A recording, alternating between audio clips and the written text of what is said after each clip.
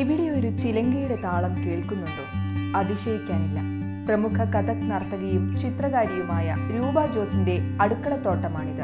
എറണാകുളം തേവയ്ക്കലിലെ കിളിവീട് എന്ന ഈ വീട്ടിൽ കാറ്റിന്റെ താളത്തിൽ തലയാട്ടി ചീരയും വെണ്ടയും കോളിഫ്ലവറുമെല്ലാം നൃത്തം ചെയ്യുന്നു.